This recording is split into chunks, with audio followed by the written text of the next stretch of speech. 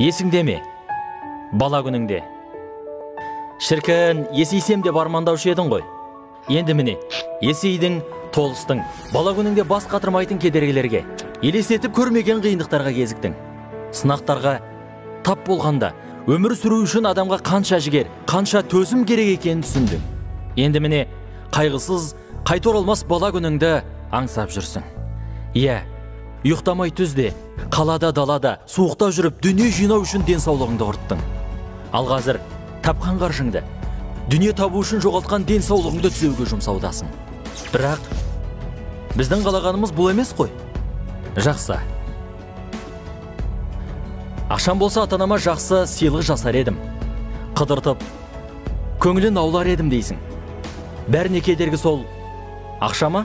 Иә, аңсаған байлығыңа жетерсің, бірақ сол кезде атаның қасыңда бола ма? Адамның бақыты сәттерден тұрады. Сондықтан осы сәтіңді пайдалан. Атаныңа қазір қолыңнан келетін жақсылығыңның барлығын жасап қалуға тырыс. Ертең оған да кеш болуы мүмкін. Сол кездегі өкінішің қазіргіден де ауыр болатынын біл. Жағдайы сенен төмен туысыңды көргенде жүрегің елжіреп, қайтейін бауырым, қалтам жұқа әйтпегенде көмектесер едім дейсің. Бірақ біл, жомарттық пен жанашырлық өзіңдегі барды бөлісумен қалыптасады. Өйткені жоқ күнінде беріп үйренбеген қол байған сәтте де бере алмай қалады. Бауырыңның көмек сұрағанын күтпе. Мұқтаж екенін білсең, өзің бірінші болып көмек қолыңды соз. Дүние жүректе емес, қолда тұрса, сен дүниені емес, дүние сен іздеп келеді. Ей, бойда жүрген бауырым, жағдайымды жасап алайын, сосын үйленем деп жүрсің. Иә, түсінем, жағдайың жасарсың, бірақ қашан? 30-да, әлде 40 жаста ма? Ал бала сүю, отбасы бақыты ше.